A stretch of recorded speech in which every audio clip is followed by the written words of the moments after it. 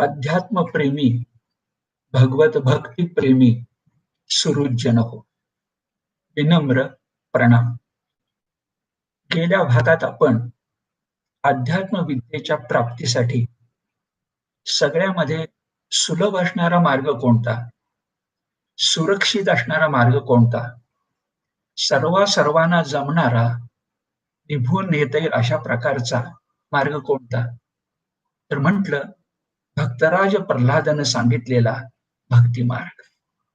नुसता भक्ती मार्ग नाही, नवविधा भक्ती, नवलक्षणा भक्ती. तो प्रसिद्ध श्लोकही आपण उद्धृत केला. श्रवणं कीर्तनं विष्णोः स्मरणं पादसेवनं अर्चनं वंदनं दास्यं सख्यमात्मनिवेदनम.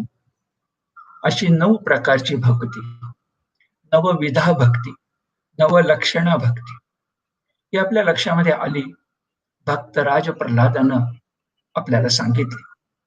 पण विचार मनामध्ये असा येतो की या नवविधा भक्तीतल्या कुठल्याही प्रकारानं पुढे जायचं म्हटलं तर आपल्या समोर एखादा आदर्श असेल तर मनुष्य मात्राला त्या आदर्शाकडे बघत बघत अनुसरण करणं अधिक सोपं होत. आदर्शाची गरज ही मानवी जीवनामध्ये असतेच असते.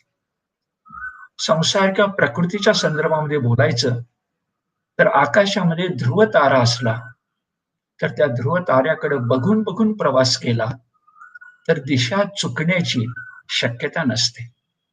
असे ध्रुव ताऱ्यासारखे आढळ असणारे या नवविधा भक्तीबाबत कोणी आदर्श आहेत का? आहेत. आणि आदर्श सांगायचं काम संत श्रेष्ठ एकनाथांनी, लोकनाथ एकनाथांनी यापूर्वी केलंय. एकनाथांचा जो अभंग गाथा आहे, या अभंग गाथेमध्ये 2 अभंगात त्यांनी नवविधा भक्तीसाठी आदर्श कोण आहेत हे सांगायचा प्रयत्न केलाय.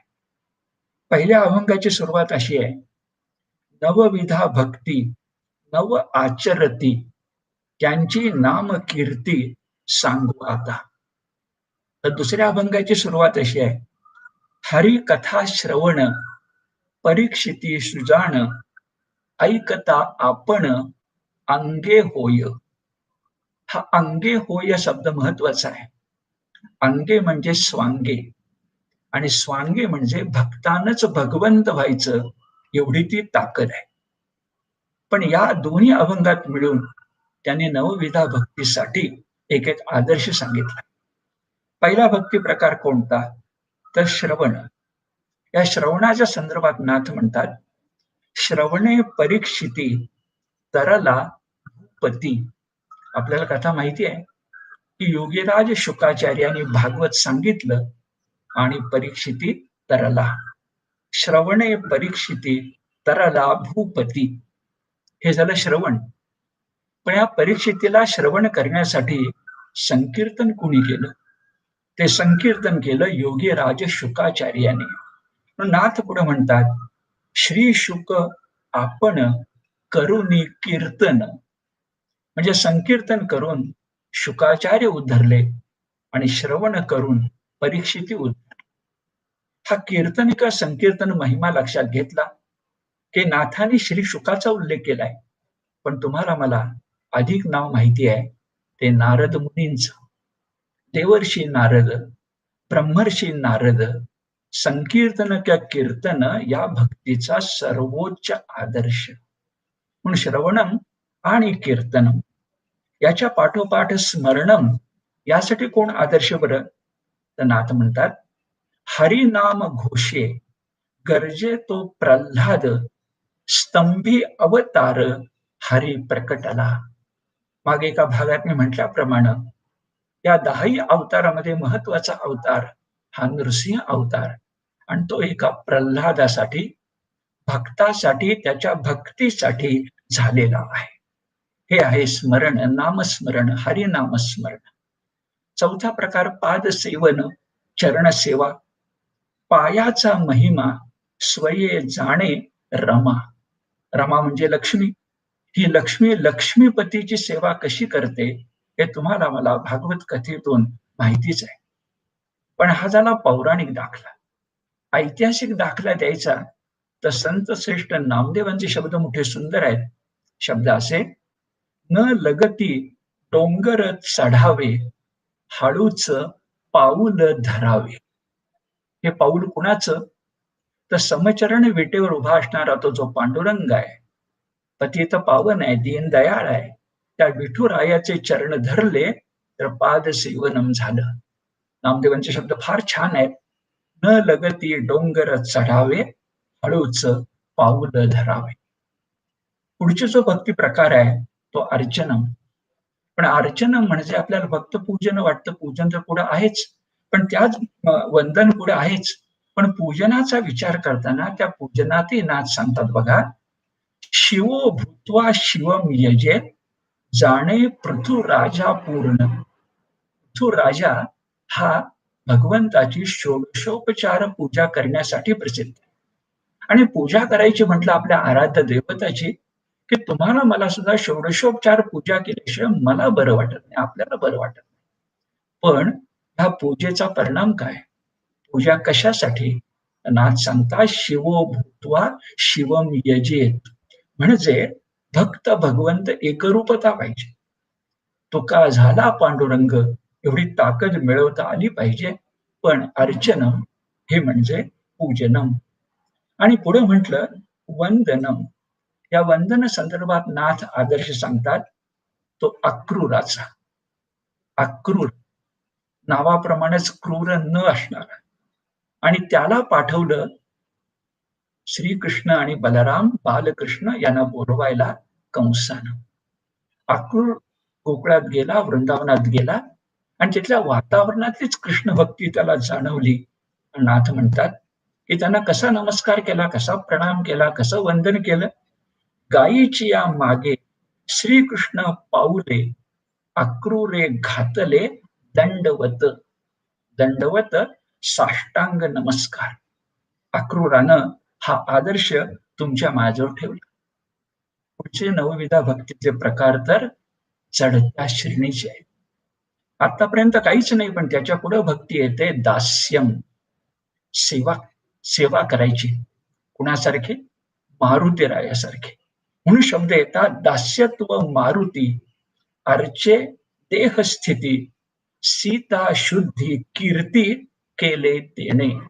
सीता शुद्धी, लंकेमध्ये सीतेचा शोध त्यानं लावला आणि म्हणूनच पुढचा सगळं रामायण भी पराक्रम घडू शकला.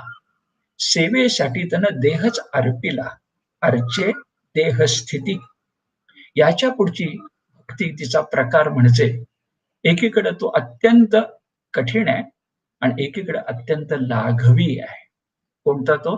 तो आहे सख्यम. आणि या सख्यत्वासाठी सगळ्यात मोठा आदर्श भगवद्गीतेतला आपला अर्जुन.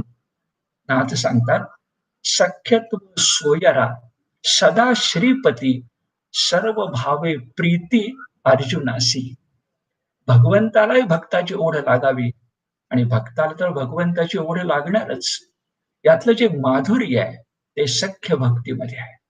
आणि अखेरची सर्वोच्च, मागे मी म्हटलं मौलीभूत शिखरीभूत भक्ती कोणती? तर आत्मनिवेदन. निवेदन म्हणजे सांगणं नाही, निवेदन म्हणजे अर्पण, आत्मार्पण, समर्पण. कुणी केलं ते?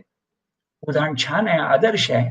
आत्मनिवेदन करून या बळी, जाला वनमाळी द्वारपाल. वनमाळी श्रीकृष्ण भगवान विष्णूला द्वारपाल बनवण्याची ताकद आत्मसमर्पण करून बळीराजानं मिळवली. केवढा आदर्श आहे. नाथांचे शब्द आहेत, जाला वनमाळी द्वारपाल. मला वाटतं केला वनमाळी द्वारपाल. द्वारपाल बनवण्याचं काम बळीराजानं केलं. एवढं सामर्थ्य त्या आत्मसमर्पण भक्तीमध्ये आहे. आपण नाथांच्या 2 अभंगांचा आधार घेऊन ही जी भक्ती आहे, या भक्तीला आदर्श कोण आहेत हे लक्षामध्ये घेतलं आणि ते फार आवश्यक आहे. कारण आदर्श समोर असल्याशिवाय आपली वाटचाल सुकर, सुलभ, सुरक्षित होऊ शकत नाही. यापुढे जाऊन एकेका भक्तीबद्दल आणि त्या भक्तीबद्दल बोलताना पुढे भगवद्गीतेत ती भक्ती कुठे आहे हे पाहणं अशा प्रकारचं आपलं चिंतन मालिकेचं प्रयोजन आहे. पहिला भक्ती प्रकार आला श्रवणम, ऐकणं. आता हे जे श्रवण आहे, हा भक्ती प्रकार या 9ही प्रकारात कसा आहे बरं? तर श्रवणम हा भगवत भक्तीच्या नवदल कमलातील पहिली पाकळी आहे किंवा परमार्थ सोपान, परमार्थाचा जिना असा जर मानला तर त्या परमार्थ सोपानाची पहिली पायरी सुद्धा श्रवण आहे. श्रवण म्हणजे ऐकणं. पण विचार करूया, फक्त ऐकणं का? तसं ऐकणं तर आपण व्यवहारामध्ये वारंवारच करत असतो. मग नवविधा भक्तीतलं श्रवण जे आहे, ते काय ऐकायचं? काय ऐकायचं याच्यावर थांबून विचार केला पाहिजे. व्यावहारिक गोष्टी ऐकायच्या का? ऐहिक नफ्या तोट्याच्या गोष्टी ऐकायच्या का? स्वार्थी हितसंबंधांच्या गोष्टी ऐकायच्या का? हे श्रवण आहे का? नाही, कदापि नाही. या अशा श्रवणाचा परमार्थ प्राप्तीसाठी शून्य उपयोग आहे. काहीही उपयोग नाही. संत वाणीत सांगायचं तर इतर जे प्रापंचिक हास्य विनोद नवरसिक हित नव्हे ते पुस्तक परमार्थासी. हे परमार्थाला उपयुक्त असणारं पुस्तक नाहीये, हा पंथ नाहीये, हा मार्ग नाहीये. हा सांसारिक आहोत, प्रापंचिक आहोत, हास्य विनोद आणि नवरस नाकारत नाही. यात जीवन शुष्क होईल. नवरस हवेत, रसमयता हवी, नवरसांची जाणीव हवी, पण हेही भान हवं की त्या नवरसांच्या नंतरही 10वा रस आहे, तो भक्ती रस आहे, तो ब्रह्मरस आहे. आणि खरं बोलायचं त्या नवरसांची राज्ञी जर कोण असेल, राणी जर कोण असेल, तर ती भक्ती रस आहे, ती ब्रह्मरस आहे. म्हणून श्रवण हवं, पण भक्ती रसाचं. श्रवण हवं भक्तांच्या कथेचं आणि श्रवण हवं भगवंताच्या लीला संकीर्तनाचं. भगवंताच्या लीला काय आहेत? भगवंताची लीला एका वाक्यात सांगायचं, भगवंताचे म्हणजे रामकृष्णादी जे अवतार झाले, त्या अवतारांच्या कथा निस्सीम प्रेमानं श्रवण करणं म्हणजे श्रवण भक्ती. हे सांगताना श्री रामदास स्वामी यांनी फार चांगले शब्द उपयोजित आहेत. श्री रामदास स्वामी म्हणतात, श्रवणे प्रबोध वाढे, श्रवणे प्रज्ञा चढे, श्रवणे विषयांचे ओढे तुटोनी जाती.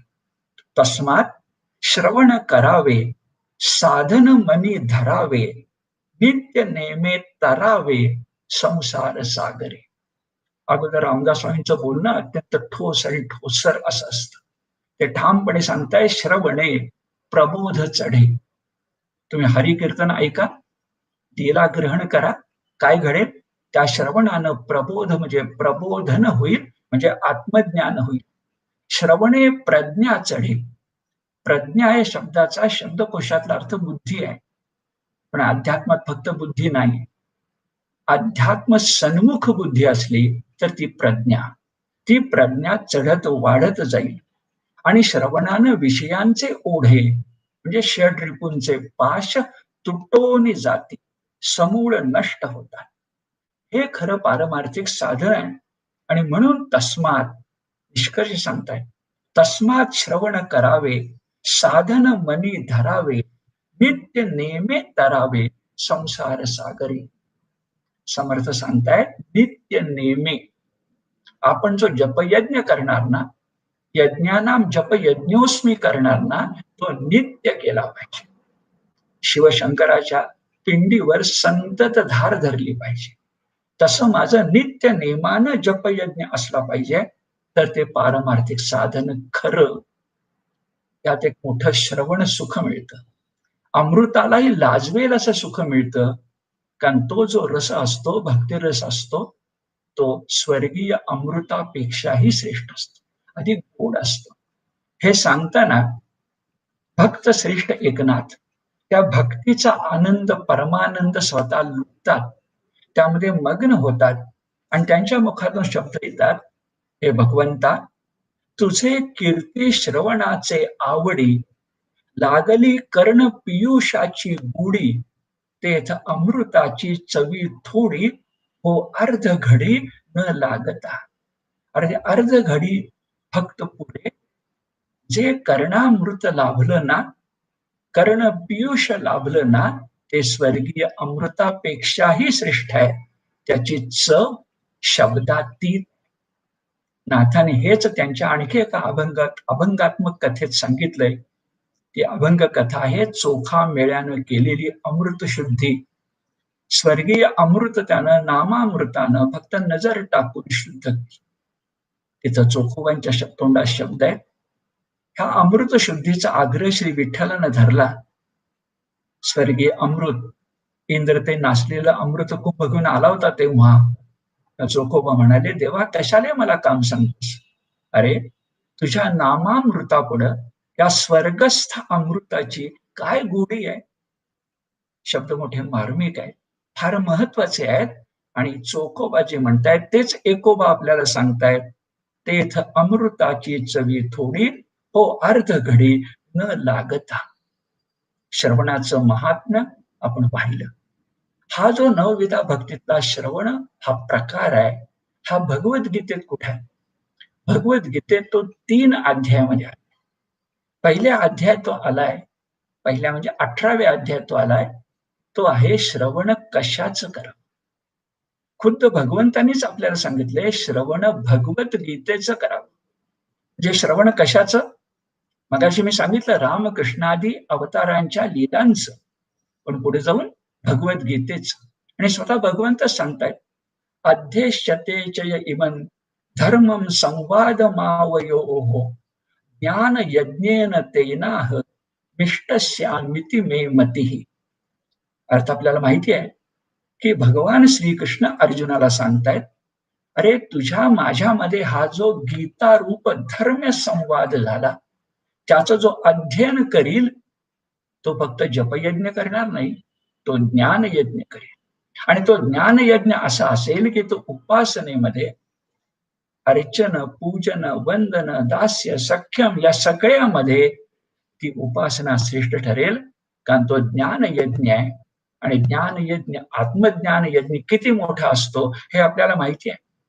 आणि म्हणून श्रवण हे श्रवण नाही आहे, तो यज्ञ आहे, तो श्रवण यज्ञ आहे. इथं आणखीन एक लक्षात घ्यायला पाहिजे की श्रवण संवाद हा गीतेच का सांगितला? तर मला सांगा, गीता हाच म्हणजे संवाद नाही का?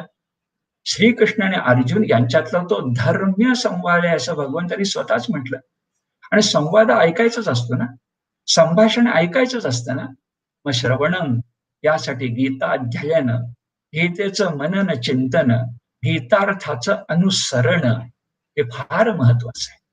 इथंच लक्षामध्ये घेऊया की धर्म संवाद म्हटलेलं नाहीये, धर्म्य संवाद म्हटलं. कारण धर्म संवाद म्हटलं तर धर्म या शब्दाचा अर्थ रूढ धर्म होतो. एक उपासना पंथ होतो विशिष्ट, रूढ धर्म तो नाहीये भगवद्गीते.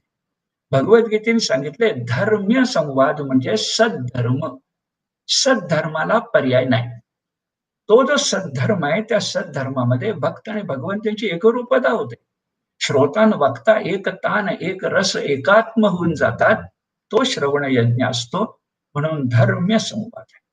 थोडक्यात गीतेचं अध्ययन करणं हा ज्ञान यज्ञ आहे, श्रवण यज्ञ आहे.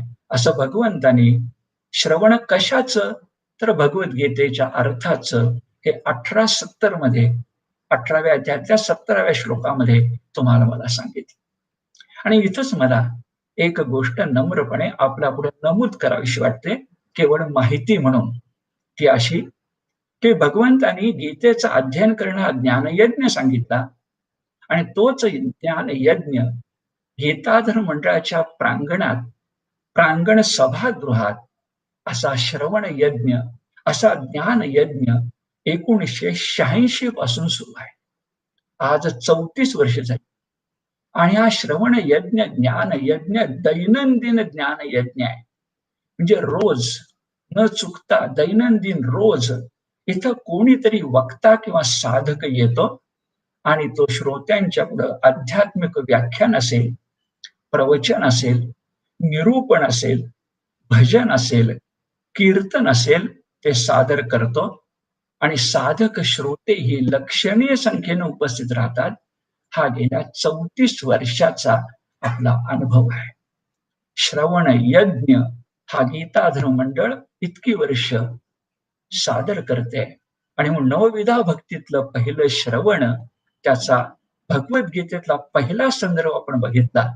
श्रवण कशाचं बघितलं, आता श्रवण कसं करायचं आणि त्या श्रवणाचा परिणाम काय, हे गीतेच्याच आधारे पुढच्या भागामध्ये आपण पाहू.